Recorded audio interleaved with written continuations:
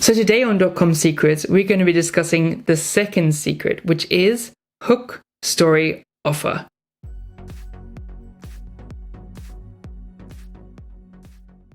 Hi, I'm Rodney. And I'm Anthony. Join us on our journey as we discuss the secrets in .com Secrets, chapter by chapter. Often when being presented with a new concept, it can be a little bit daunting. So I thought it would be helpful once we've read the chapter that we're going to discuss it, and hopefully that will give you some insights on our previous experiences and how you can apply that to your own business. So as you would have seen in this chapter and this about this secret, that it is hook, story, offer, but you don't actually do it in that order. You actually start with the offer first. And it's interesting to read, about how you can turn your, product into an offer.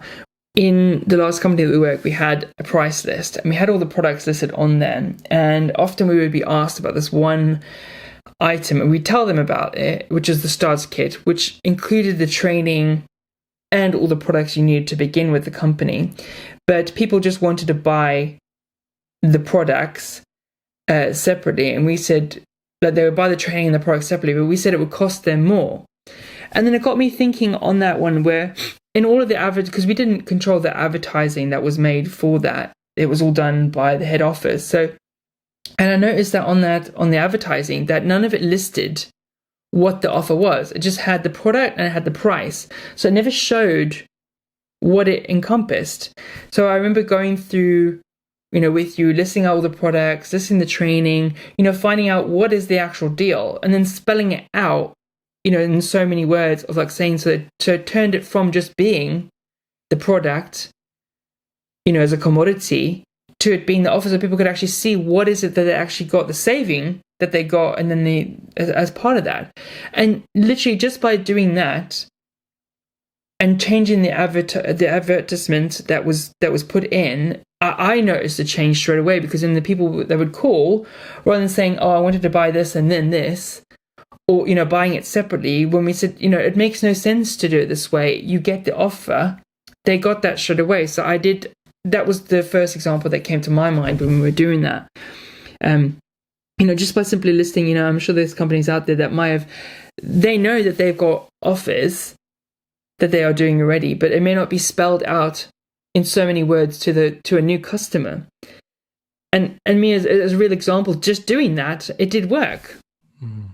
Well, the offer story is all about generating or explaining the value in the whole deal, rather than just the items or the prices of the items, as well as the value of the total thing and what they're getting. Whereas if they just look at a product that's purely by price comparison and are doing by price, it's not really, then you become non-competitive again. It's like Dan Kennedy said, there's no strategic advantage of being second lowest price in the market, but there is a strategic benefit of being the most expensive. It was interesting that. So I found it really helpful from when reading in this chapter, when he was saying like taking either a whiteboard or list and like listing down basically everything that you can add to that product to make it an offer. And it could be literally everything, because I'm sure that every company knows the things that they can offer to make it enticing.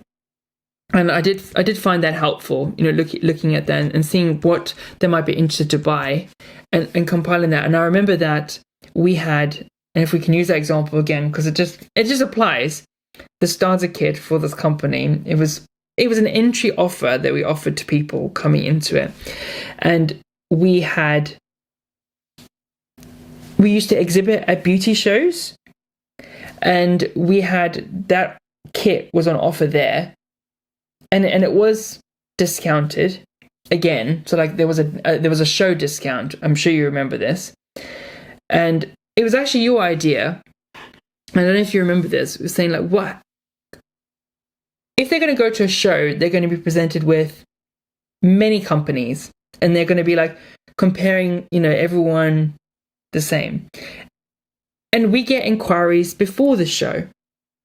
And they would often say, and people would seem to hold on, so we would kind of lose sales a week or two before the show because people were holding on to go to the show and then get the offer. But then you were saying they might go there wanting to get the offer, but then get distracted or, persuaded by another company. So what could we do to entice them beforehand? And so we did, just our little business, the one side, we did a pre-show offer. I don't know if you remembered, and we thought, well, what can we add? And so it's coming back to now, yeah. And so we, as part of it, we had all these things included in the kit that would make their business better, but we knew there were more things that once they're trained would make their life easier, that they would need after, that they would use to get clients and secure clients, was these color sticks. So it was basically a selection of all the colors that we sold, and they could then choose it or know exactly what it looks like before having to invest in the color, so they could get consensus. And we decided to offer that. So we took the hit on that, basically, by offering that high value thing into the kit beforehand. And so that, if you book now before the show, you could get this extra offer.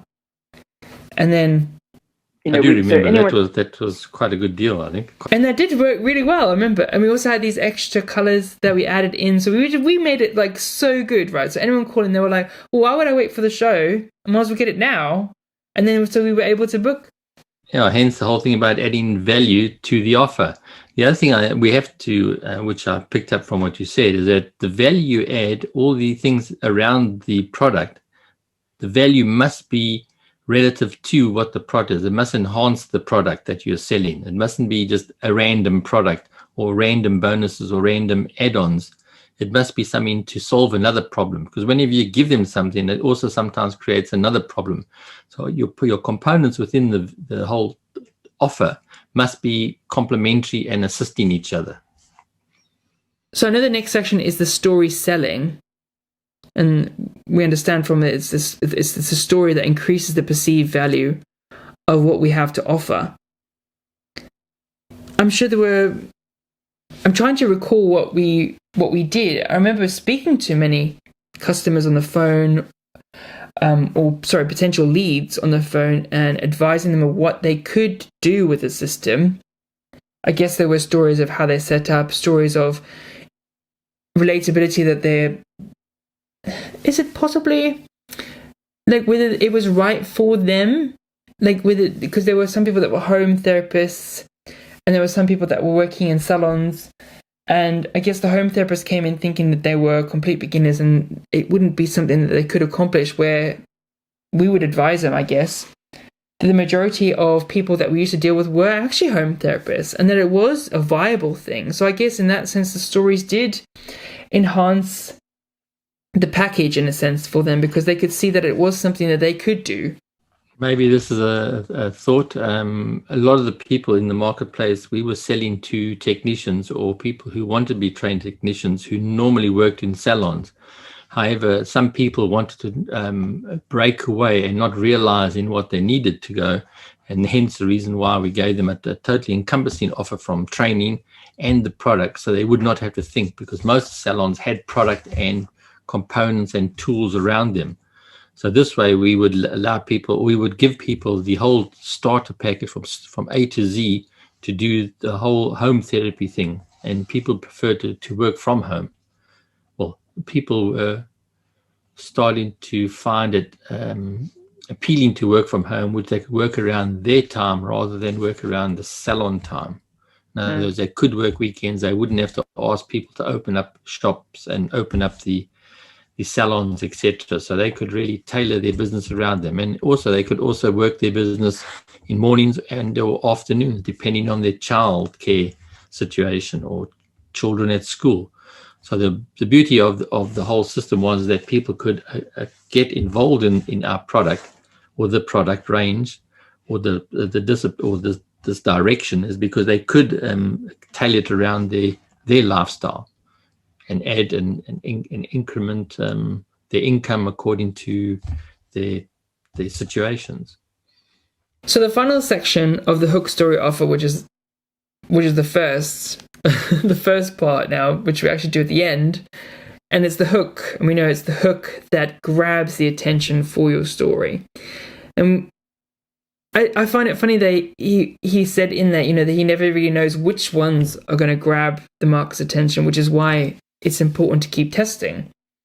And so I guess, again, from our previous history and business that we did, was what was the hook that got people into the system that we were selling? And it was a different type of product. It was a premium product. It was like it was a softer, I guess, healthier alternative product, without mentioning exactly what it was. And I guess that was the hook of what got people in. It wasn't just a generic, quick product. It was trying to make, set itself aside and push it as a premium offer. So I guess that was the hook. Whether that hook was the best hook, I don't know. And I guess we probably should have tested more. But yeah, on that, it's just a case of hooks, and it's interesting to see different, what is the thing that grabs, and I guess that's something we're still practicing with as well, like what ads that we run and what things that we do to get people to just stop scrolling, basically, and then listen for a few moments about the story and then see if they're interested. But I guess until they stop. Yeah, now that the attention span is 6 seconds on social. So if you don't catch them in the beginning, you've lost them. It's quite difficult to put a long message in there. So it has to be almost an interrupt as against a message. So the hook is probably the most important. I guess, yeah. If you can't grab them, you can't sell them anything. And I guess that's something that we still, like I said, we still need to practice about. I think our market changes when we realized that we were offering them an ability to generate an income or give them growth or teach them to become independent little businesses. That's where I think our system started to grow in those days. It wasn't just a product, because it's a product versus a product. It's not that. It was the training and everything else that made them into small businesses, something we were educating them to become small little ecosystems of their own. And independence, that would be the hook. Could have been the hook. If you have enjoyed our discussion of the .com Secrets book and would like to get your own copy of this, you can grab a free copy by the link down below. All you got to do is cover shipping, and then you can read. There are amazing secrets in this book, and we will be discussing them chapter by chapter. If you have enjoyed this content as well, then please do subscribe and click on that notification bell so that each and every week when we put a new video, you'll be notified. Be sure to give this video a like, and if you have any questions or comments, then leave them in the section down below. But until then, we will see you soon.